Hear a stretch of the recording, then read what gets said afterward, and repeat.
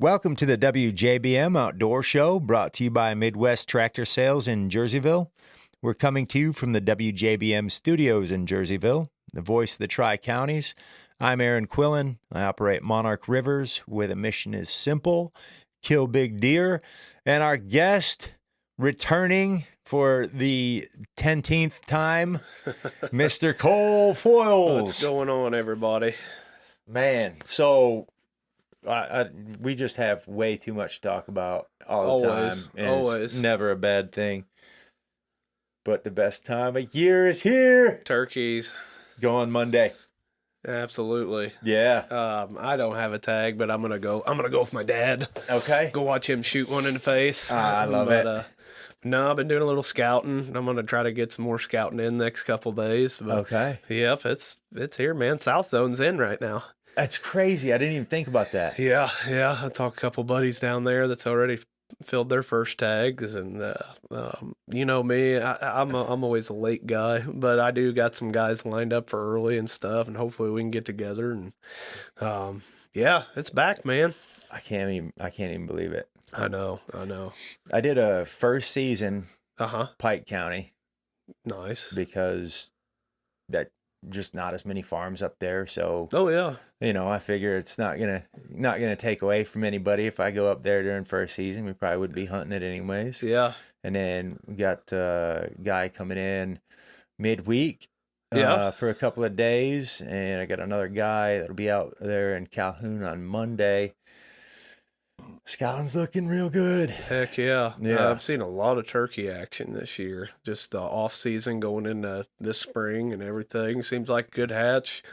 Seems like everything survived. I mean, I've watched a whole Jake Army last year on a certain piece of property, and they're all 2-year-old longbeards. My favorite. I mean, everything seems to have been doing good. Yeah. Yeah. Some of these birds, man, they're big this year. They are. They all look good size. Like they ate good all winter, stayed healthy. Flock stayed healthy. I'm excited. Yeah.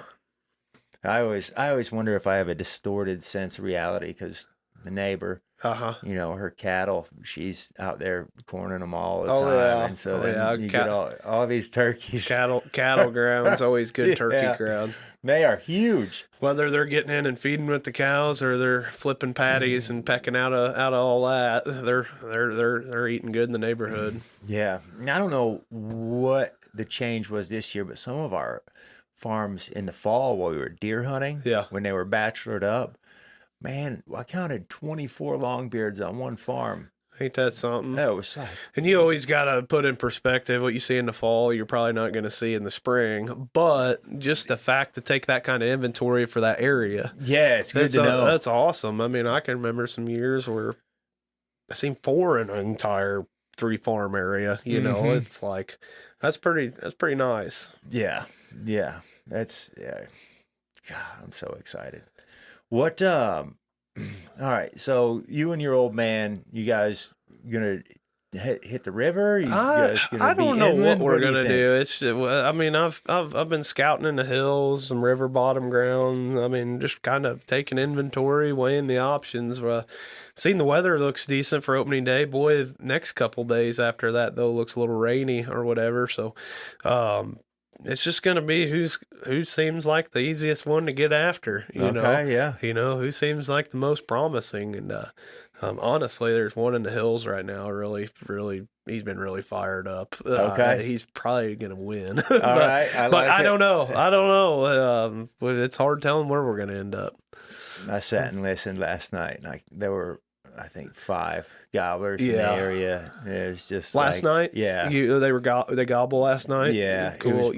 Real dark. You know how that night stuff goes. Some nights they might tear it up, and then the next 3 they might not say, but it may be a gobble. You know, if you can get one put to bed, it's awesome. It's money. Yeah, but it don't always happen that way. So that's nice. And I might not be right here, but it seems like in this earlier part of the season, they're probably less inclined to gobble heavily at night. But it seems like they go to bed kind of early. Yeah.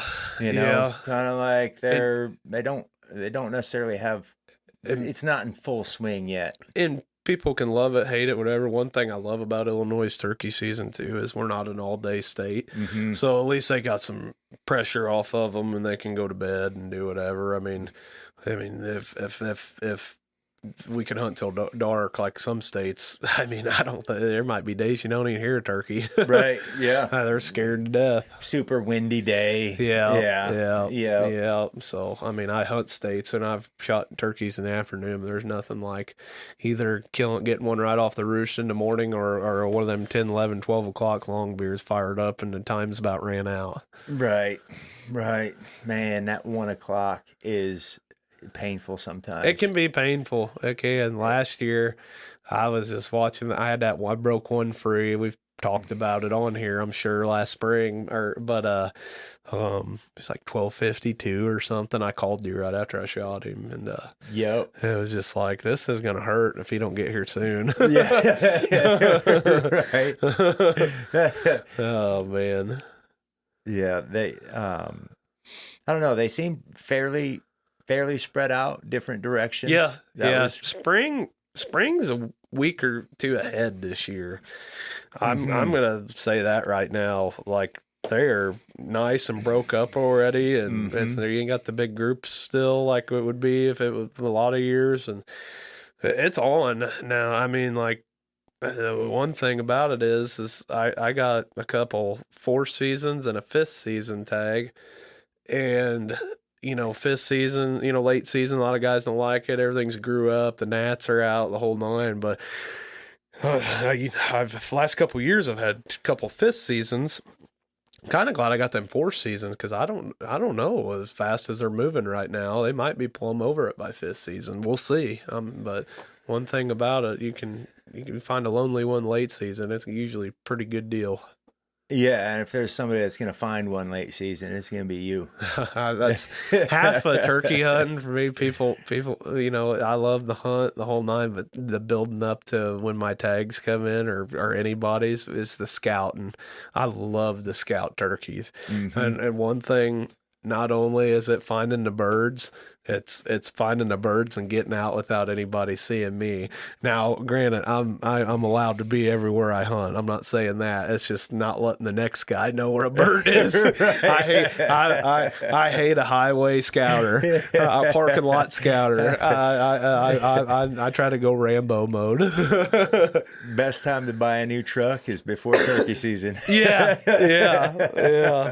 But no, I mean, I'm curious. I'm gonna go check out some. I hunt some private. I hunt some state. But I've been waiting for these youth seasons to get over before I start going too many places. One, I didn't want to mess up anybody's hunt or nothing. But two, it's just it's their deal. I'm staying out now. Now we got the big season coming, so I'm gonna start checking some more spots these next couple of days.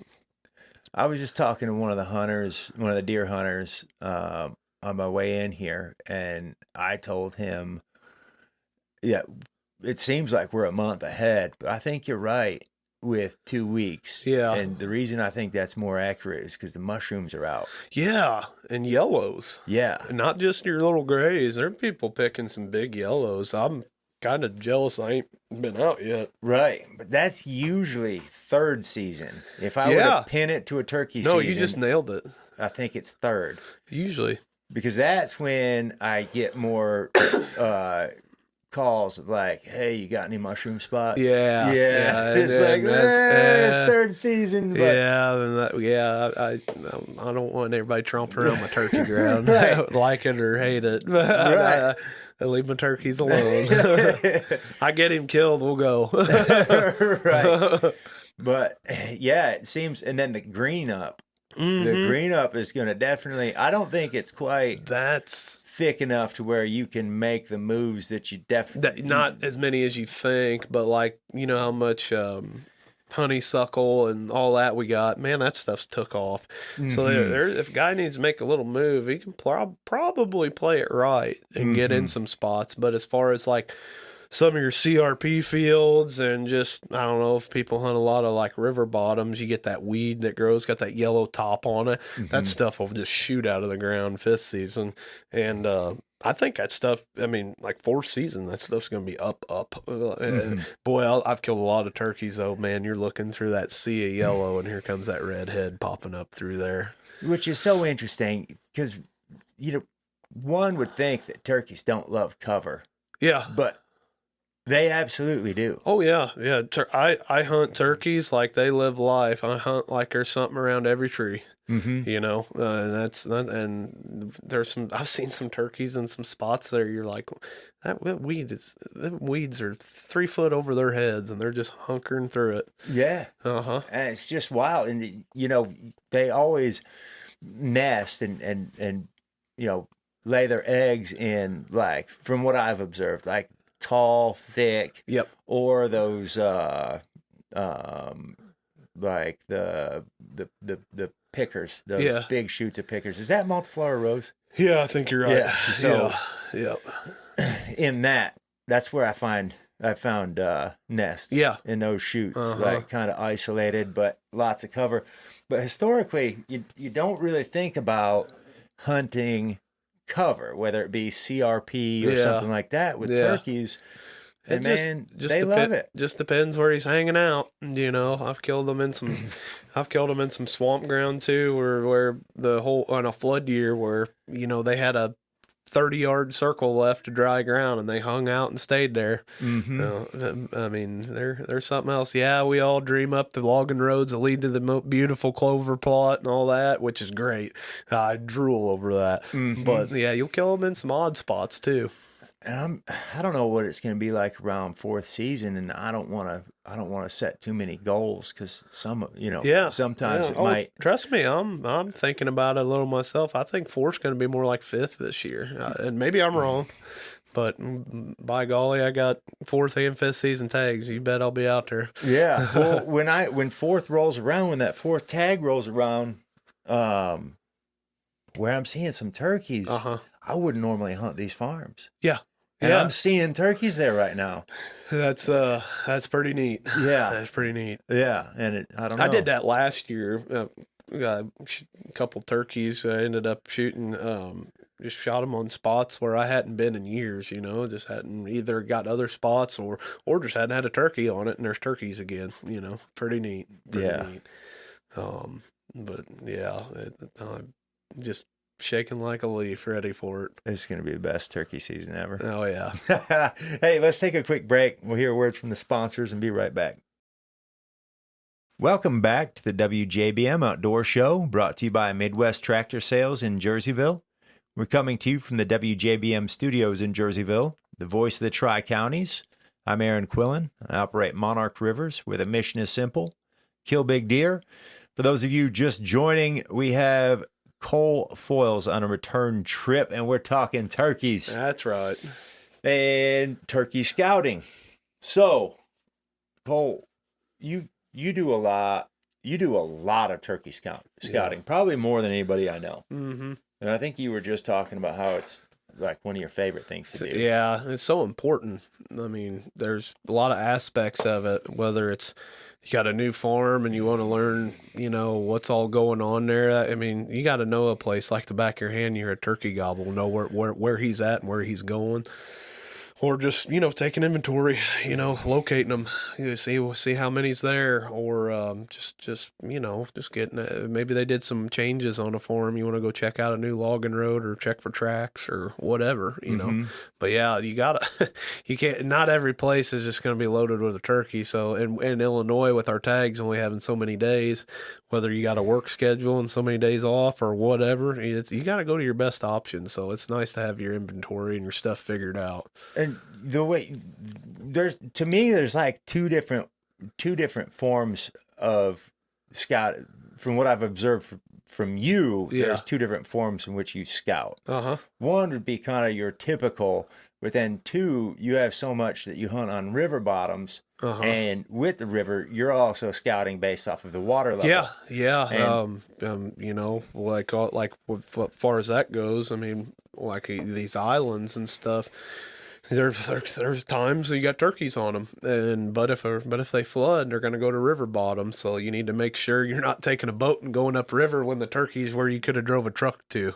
You know what I mean? Mm-hmm. And that can happen just like that. Or that turkey might have had a bad run in with a coyote or something, and all of a sudden just decide I'm going to the main ground, or whatever, So you just kind of got to know what's going on. And what I also was going to say is, not always are you going to go to a farm and harvest a turkey, but so you're going to miss or strike out, or so it just ain't going to work out. So, well, where can I go now? Mm-hmm. Now you got I heard 2 or 3 over at this place. Let's go check that out. You got your options. Mm-hmm. But so let's break this down. Youth season is behind us. Yep. So you had been waiting a little bit post youth season to do some scouting. Mm-hmm. How does this break down? Are you typically, going in the mornings and evenings, midday? How do you approach, your different? A lot of it. I'm going to go of a morning. Mm-hmm. You can't be everywhere at once right off the bat when they're on the limb, waking up, gobbling at their best of a first part of a morning.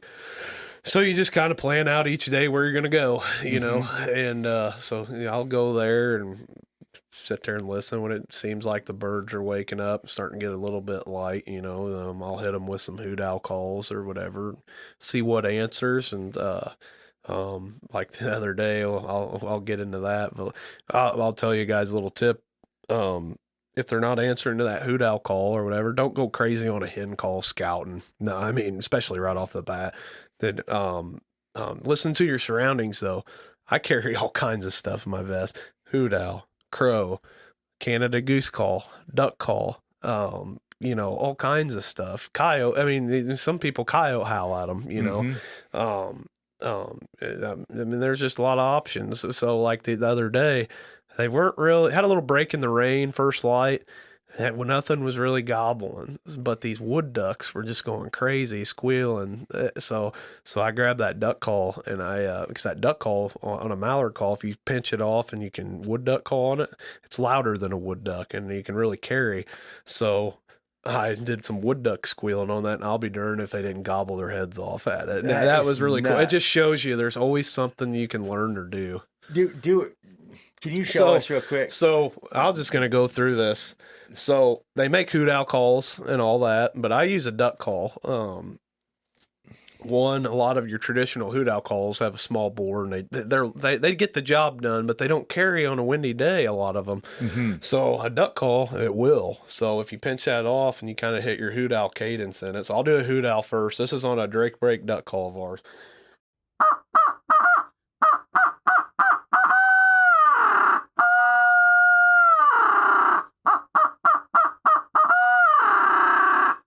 So that's located so many turkey, and I'll prove it to you. It's a duck call. but like I was saying the other day, I'm just sitting there listening to the world wake up, nothing gobbling, and them wood ducks are really going. So I'll take that, and it's kind of like a wood ducks beep beep. And that kind of bounced off them trees, and man, they started lighting up. But I've also, like I said, I carry a goose call. Geese will fly over. Amazing. They're paired up that time of year. If nothing's gobbling, why not try it? Well, and sometimes that'll just something simple as that'll drive them nuts. But I'm not saying blow a goose call where you ain't seen a goose in a month. But if you're in a river bottom area, there's geese paired up and water around, it could work. 100%. Yep. I love that because be aware of your surroundings. And that duck call, I also use. I don't have a ton of success crow calling, mm-hmm. but like when I go to Michigan, there's a lot of crows up there, and they answer to them a lot. And I've struck crows in Illinois and wherever else. But if you want to, they ain't gobbling nothing else. Maybe a crow. I'll crow call on that too. So you can, it's all there, but that's louder than your traditional crow call, hoot owl call, whatever. So sometimes you can just give them a shot gobble. That's all you need to find them. Did you hear about the time I got in trouble at Farm and Home? pulling the calls out of the clamshells. I may or may not done that a time or two. I was posted up in there opening all the owl hooters because I was like, they don't get loud enough. Yeah. They just don't. They don't. And so I'm sitting there. The next thing you know, fortunately, the store manager at that time or whatever was my neighbor. So he came, he looked around, he goes, "What are you doing?" I'll buy them all. Don't worry. Yeah. So, just testing them out. Hey, you got to see what you like. Well, I got a bunch of owl hooters now. Hey, None of them are loud enough. Had to make sure you can get ripped off. Yeah. Oh man, that's awesome. So it's just, you don't tune your call for that. You just automatically that's just a duck call. That's just a duck call. But yeah, like back to scouting. I mean, most of that's gonna be right off the bat in the morning and hitting a hoot owl. I killed a bird last year though, turkey hunting. He wasn't real responsive, and he was just a smart bird, man. And he'd make him. It seemed like if you called a little too loud, he's bouncing off. Like he was hunting I was hunting him in a pretty heavily pressured area, so I'm sure he had his run-ins. Okay, so. This is like 10:30 in the morning. I don't want to give up a hen sound. I know he ain't too far. I hit a hoot owl on that, and he gobbled, and that's where I knew to get position where I can go up about another 30 yards, set up, and get the job done. And that's how. And because of that, I killed that turkey. Okay, but a hoot owl is going to be my number one. Usually scouting right off the bat in the morning, and then if you can get one or two spots, don't spend your whole morning too. If you got another spot close to check, don't sit there forever and hoot owl 100 times at them. Get your inventory, move on, try to get to the next spot before they get henned up. Maybe, and then that's when you might use a hen call and maybe try to find one on the next farm. Okay. And like I had a run in with one the other day. I after the wood duck deal I was telling you about, I moved on to the next farm, just like we're talking, just, parked, eased up the road a little bit and made a call, and I had a couple of them answer me. Well, we're all human. We love the sound of a turkey gobble. So what I waited about 5 minutes and call again. These things are like 50 yards closer. Do not keep calling when you're scouting like that. All you can do is booger this up. So the call went right out of the mouth, and I slid out and got to my truck and got out of there. But that's a good thing. But you can sit there and, I want to see these things and call and whatever. Then they bust, and then guess what? They're just got educated and smarter. You're just there to take inventory and see what you got. Right, and you'd probably be parking in the same spot to go hunting. You're already showing them your playbook. It's fun, but you're there to do one thing: scout and take inventory and see what your options are. Yeah. All this hunting stuff, the root of it should be fun. But sometimes you just got to delay the fun and just have fun after the flop. Yep. A post jelly fun. Yeah, that's right. That's right. Ain't it? All right. So, are you doing any driving around like mid-morning, checking fields, stuff like that? Yeah, so I got my little route on a couple spots, and before I call it a day, or a morning or whatever, I'll take a quick drive and just drive up and down the road where these spots are, and just kind of see if anything's out in the field. Heck, just a simple drive-by, you might see something that you needed to see. Get inventory. But yeah, have you a good pair of binoculars in the truck or whatever. But like I said, with scouting, it's find them and get out, And then with regard to like once you've located a bird and this is our most vulnerable bird. Now you kind of have to look at the lay of the land. And a lot of the spots that you hunt, you've hunted them for many years or hunted them before. What are some of the factors that you're considering? So, like, let's take behind the house where I'm at. Okay. You got that big, deep cut on the west. You got a huge swath of timber, but just a small part of it that's on us to the east. Yep. That huge field to the north. And then we've got, a food source, agriculture, running through the middle and up on top of our ridge. So when you're looking at that, and let's say you got a gobbler center west, where you've got access to get around to them. But walk me through that. I know you've hunted that farm a bunch, but like, how do you walk through that from your scouting perspective? On the scouting perspective of it, I mean, like I said, we've took our inventory. Now we know this bird's here. This is one we're probably going to go after.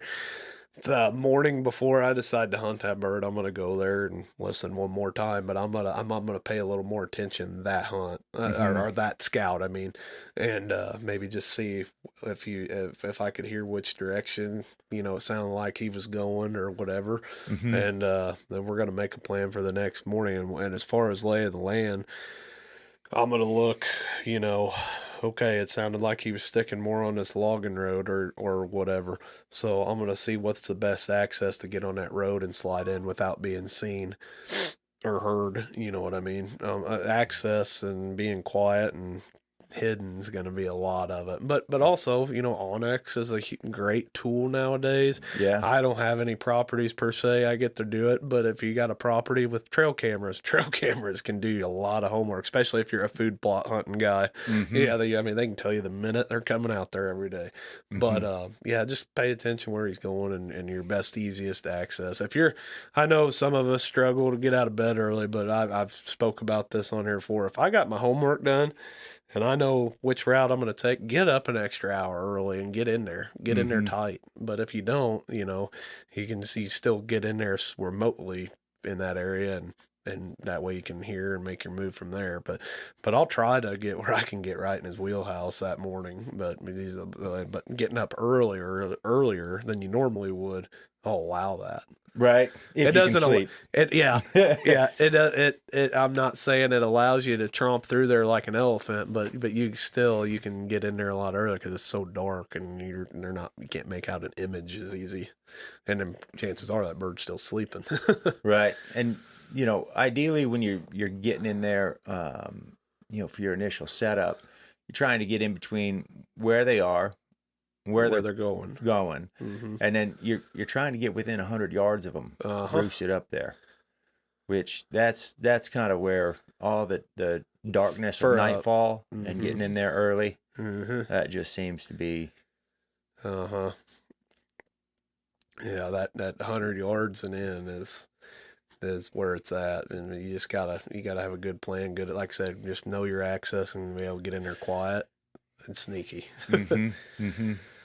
That's a deadly combo. I hear a lot of guys that'll, we got within 300 yards of that bird. Well, that didn't really do a whole lot for me. There's times that I don't want to walk across my yard or to go do something, but I'll walk every mile there is to get in tight to a turkey. Right. Yeah, with all the bugs, the bug spray, it's just, there's nothing like a gobble. Yeah. There's nothing like a gobble. Nope. So we've talked a little bit about getting in on them. We've talked about scouting them, taking your inventory. Can we talk about some of the sounds? You feel like giving us some of the sounds? Yeah, that's fine. All right. That'll work. You've got, everybody's kind of got their cadence. And to me, what stands out hunting with various people is your cadences seem to be a little bit different. You got from a diaphragm call perspective, you've got some purrs and some putts that you often open up with a lot of that. Yeah. Turkey calling, we want to sound the best we can, but it's just like ducks, geese, any animal, but turkeys, even like them hen turkeys, not all of them sound just beautiful. But waking up in the morning, that's what you got to remember. They're just like us. They're waking up on that limb in the morning. They're, tired, maybe a little groggy, and they're real soft, they ain't had their coffee yet, Right. But a hen, a lot of time she'll wake up and she might put a little bit, just real soft, and then we'll do what we call tree yelps, just real soft yelps. And I'll open up a morning a lot like that. And I won't give him too much, but just let's just kind of get things going, and I can do it. Like say he's on the limb in the morning, he ain't said nothing yet, and I know he's there. Just gonna try to sound like a hen waking up.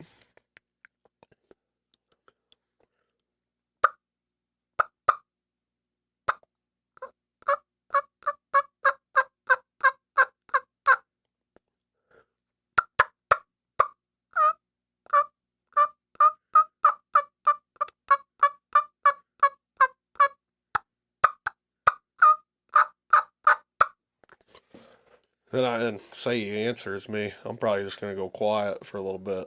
Then if he's taking a little time, ain't come down off that limb yet, then we're going to go into what we call a fly down hen. And that's when a hen pitches off the roost and comes down, hits the ground. And it gets a little more excited, but I'll kind of do a cadence building up to that a lot of times.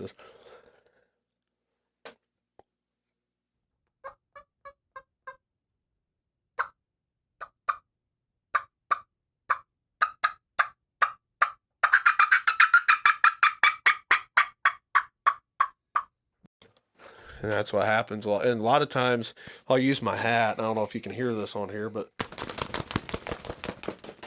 that just kind of gives you your wing effect as you're doing your fly down. Yeah. And when they get on the ground, I'll just take my hand, scratch them leaves just 2 or 3 times, just like she just hit. You might even tap on my hen a lot of times. She'll kind of just like peck a couple times and then just kind of get comfortable on that ground. A lot of times he gobbles. He's probably coming down pretty soon. And I won't say a word until he gobbles again. And when he gobbles again, that's usually, okay, I'm on the ground now. Where are you? And just give him, If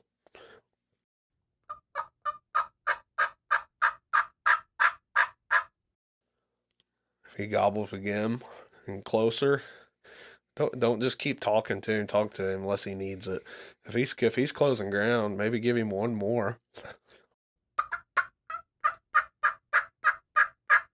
And then he answers again. Get your gun ready. But roosted ain't always roasted. I don't know how many times I thought I was going to get one off the roost and ended up getting him at noon. Right. Right. But mid-morning, striking a bird, I'll cut a lot. Call a lot more aggressive, just trying to strike one.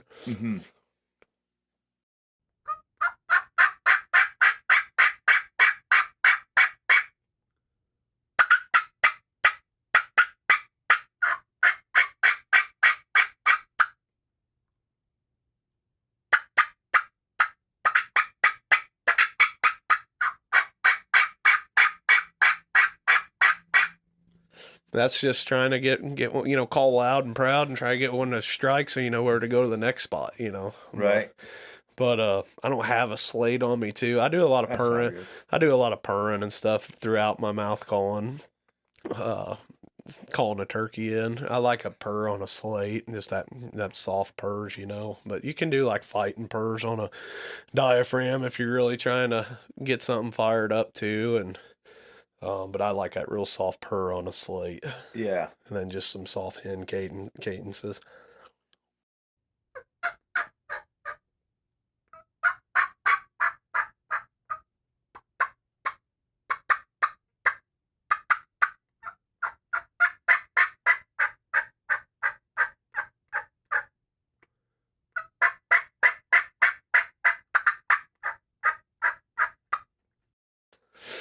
That's the kind of the gist of it. That's that lime green call, baby. Yeah, it's killed a lot of them. Yeah, that's that's we make like we got the split V's, the bat wings. I mean, we got all of them. That lime green, man, that's a good one. Yeah, that's my favorite by far.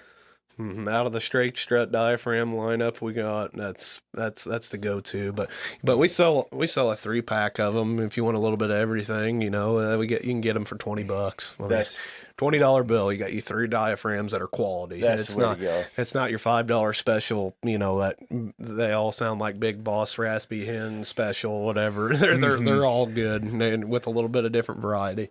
Yeah, that the orange one. Yeah, I like that one a lot too. Yeah.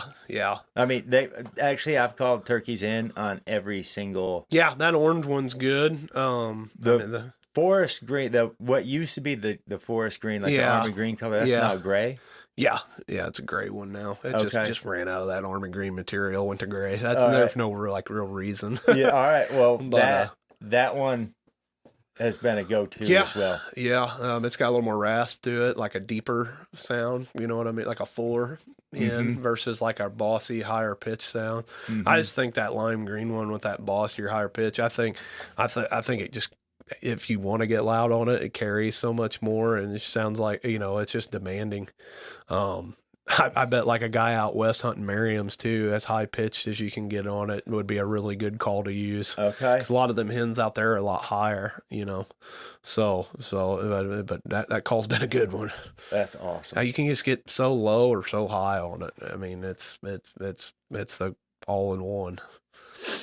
That's been a go-to for a while. I actually probably need to stop at the shop and grab one. Yeah, we got yeah. I'll be over there next few days. We'll get together. Okay, for sure. So I don't think I told you this.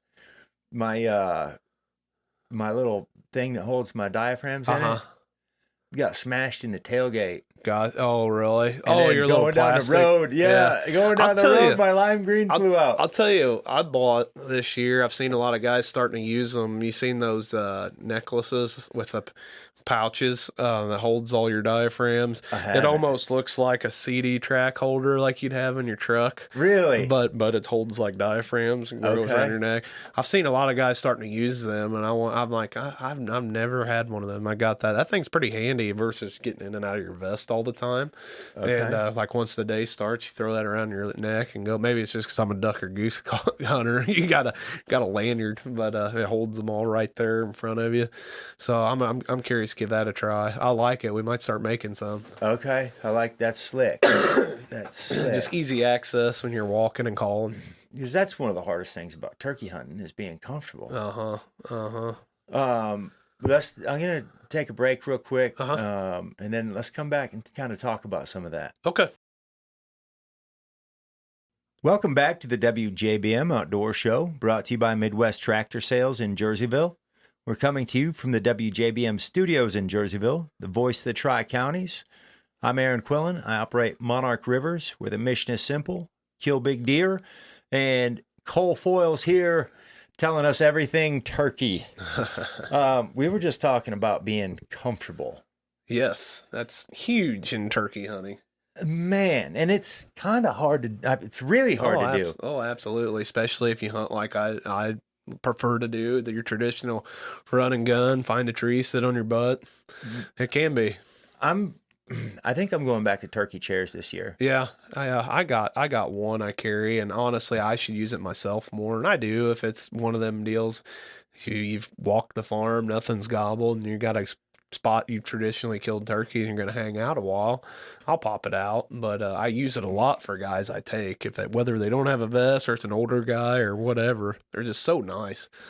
Well, I got that new vest last year, and as soon as I pulled it out of the bed of the truck, you got that Tide Wee one or whatever. Well, it's not a Tide Wee. No. It's got the leg deals that pop, the stabilizers or whatever. Yeah. To rest your back. And the little foot fell off of it. Oh. So, I mean, I never even got to use it. You never even got to try it. Yeah, the one leg is. I had I don't know if it was Montana Decoy or Montana's brand, or a brand from Montana, but they had made a vest with like an L-bar that had a built-in seat. Okay. I used to love that vest, but you couldn't sit against a tree with it, so that kind of ruined it. Okay. Yeah. And so it's so hard to find something to be comfortable, but and then if you take the chair, they're super comfy. But you got something else that you're carrying. Yeah. I mean, so let's say it's a day that you actually take decoys out, and now you're carrying decoys and a chair and a gun, and That might be half the reason I'm such a timber hunter, because I don't use decoys in the timber. Then it's less things to carry. Exactly. But no, if there's any chance at all there's going to be a logging road or a field, I'm carrying decoys too. Yeah. You know? For me, I like carrying. I've so many years of not having like a, one of those vests with all the and the seat attached to it. Yep. I just got accustomed carrying a backpack. So it's like I might as well just go back to the backpack and a chair. Backpack and chair. Yeah. See, I'd feel so naked without a turkey vest. I've always had one. I know. I mean, I even back when Mossy Oak had made the Youth Jake's vest back in the day when I was like 4 years old, I had one then. So it's like I don't know a life without a vest, but I do have those chairs too. They are nice. So the old school ones.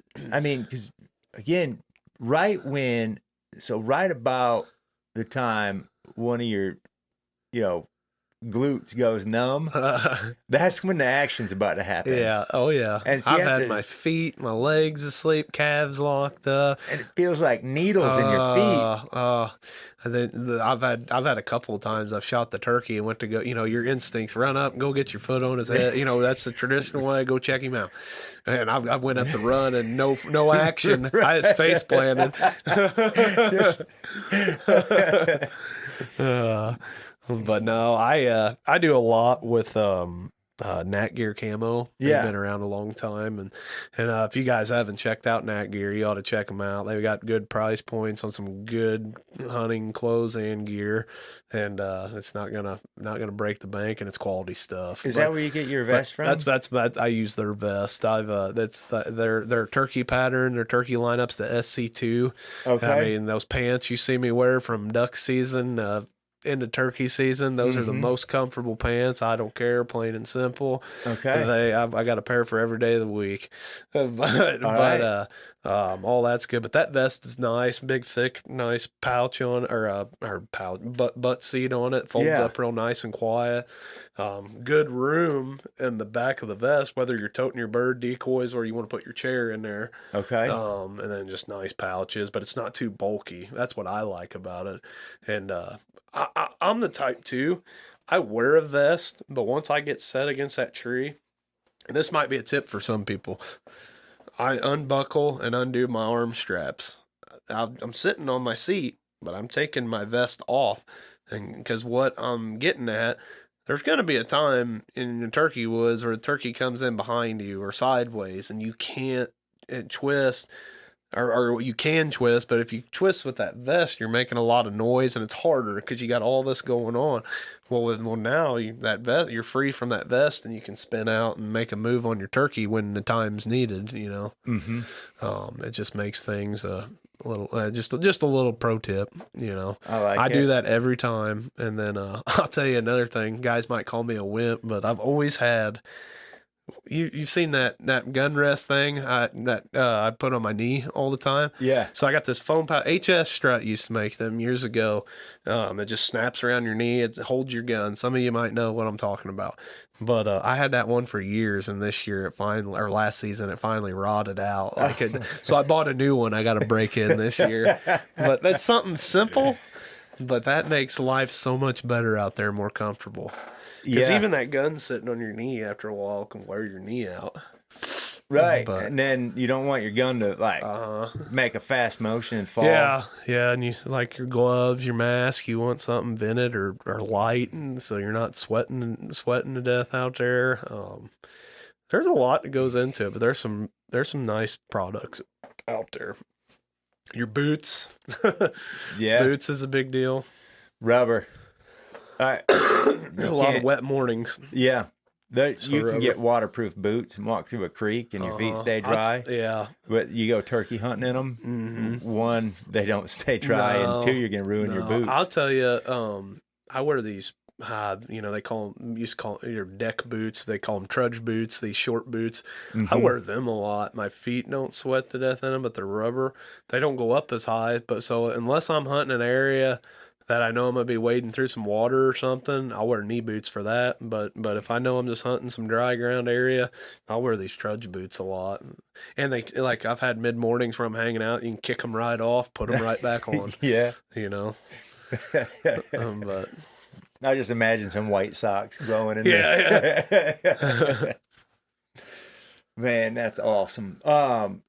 So what else? You guys got anything new this year for call lineup? Oh, just a lot of the same, honestly. What's working's working, so we'll keep cranking it out. Okay, you still we make our straight slates still. It's like I said, sorry I didn't bring one tonight. That they're double sided. You got your slate on the back side and you got your glass on the other, so it gives you that double option. We still make that Thunderstruck gobble call. That thing was effective last year versus locating birds when I called a couple that seemed to work great on hung up gobblers. Okay. I mean, to break free. I mean, if you were hen calling and they weren't breaking any ground, but they were gobbling, if you gobbled back, they were like, hey, that's my girlfriend. Here I come to whoop your butt. Okay. We had a couple instances with that, so I was real happy about that. So we're making them again. And, I mean, as far as the duck and goose calls and all that, man, just same old stuff. Dude, that's awesome. With that, what do you call the gobble? Thunderstruck. Straight gobble. Straight gobble. That's what everything's. Straight this, straight that. Straight gobble. Thunderstruck. So with Thunderstruck, what you're using that a little bit in the scouting during season? You're using that at all during the preseason scout? I could. I really haven't. Okay. but it would be another tool to have. Okay. Especially when you're just scouting, But one thing I will say with that, guys, if you're hunting any stake ground or any like a piece of property, there's other people hunting as well, don't get too wild with that thing. In fact, just don't even use it, because I don't want nobody getting hurt with the thing as much as, even though it is effective, you could be calling a hunter in just as easy. So unless you got your own little piece where you're safe and good to go, just steer clear of that. But it's the same thing. Like I wish, like, everybody who makes a reaper decoy, I wish they would say that at the end of every show. You know what I mean? Because safety first. Right. There have been a bunch of accidents with those reapers. That's what I've heard.